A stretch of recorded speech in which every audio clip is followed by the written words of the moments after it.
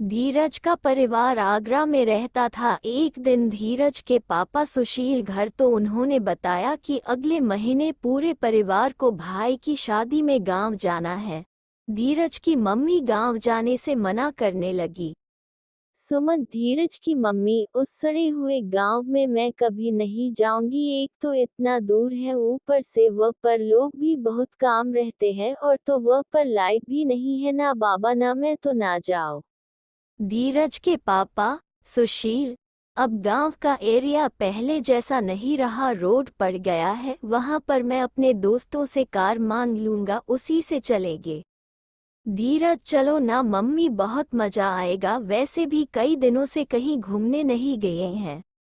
सुमन, धीरज की मम्मी, ठीक है चलेंगे, लेकिन वहां कार से पहुंचने में भी 20 घंटे से ज्यादा का टाइम लगता है, इसलिए खाना घर से बना कर ले जाना पड़ता है। खाना तुम्हारे पापा ही बनाएंगे। सुशील, धीरज के पापा, उसकी जरूरत नहीं पड़ेगी, क्योंकि मैं सुना है कि अब वहां सड़क पर कई ढाबे खुल गए हैं।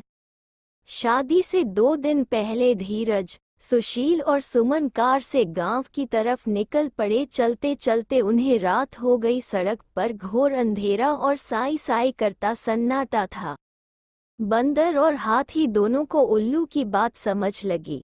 दोनों ने फिर एक साथ पूछा, इस प्रतियोगिता में हमको क्या करना होगा?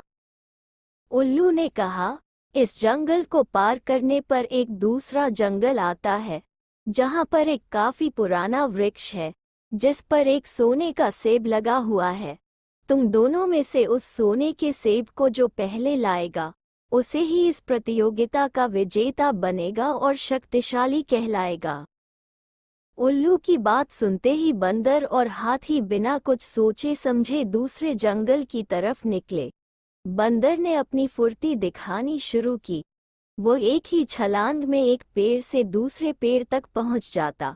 वहीं हाथी तेजी से दौड़ने लगा और रास्ते में आने वाली हर चीज को अपने मजबूत शरीर से उखाड़ फेंकता। धीरज पापा, ये रास्ता तो बहुत वीरान है, डर के मारे तो मुझे शू शू आ रही है। ऐसा सुनते ही सुशील कार रोक देता है। धीरज, क्या हुआ पापा, कार क्यों रोकी? सुशील, तुम ही ने तो कहा तुम्हें शू शू आ रही है, जाओ पहले शू शू करके आओ।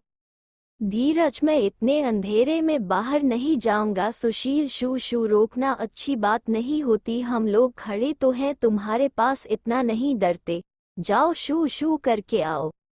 धीरज ने कार का दरवाजा खोलकर जैसे ही पैर जमीन पर रखा, उसका पैर एक हड्डी पर पड़ा। धीरज डर के मारे चिल्ला पड़ा।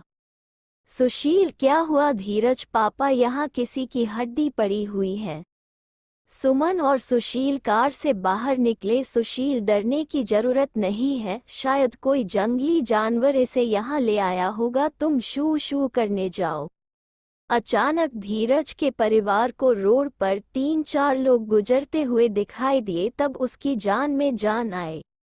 धीरज, चलो आखिर कोई इंसान इस रोड पर दिखाई तो दिया, अब मैं भी आराम से शू शू कर सकता हूँ।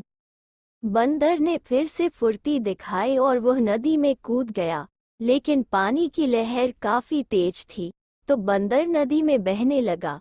बंदर को नदी में बहते हुए देखकर हाथी ने तुरंत अपनी सूंड से उसे पकड़कर पानी के बाहर निकाल दिया। हाथी के इस व्यवहार को देखकर बंदर काफी हैरान हुआ।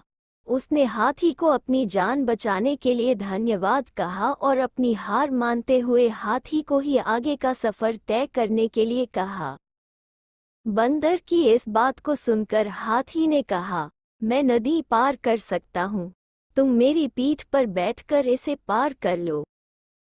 धीरज के मम्मी पापा कार में बैठ गए। धीरज जैसे लौटा तो उसने देखा कि कार के पीछे वाली डिक्की हिल रही है। धीरज ने डिक्की खोली तो उसके अंदर एक भूतनी लेटी हुई थी। धीरज ने धड़ाम से डिक्की बंद कर दी और चिल्लाने लगा, चुड़ैल चुड़ैल चुड़ैल पापा, चुड़ैल चुड़ैल चुड़ैल।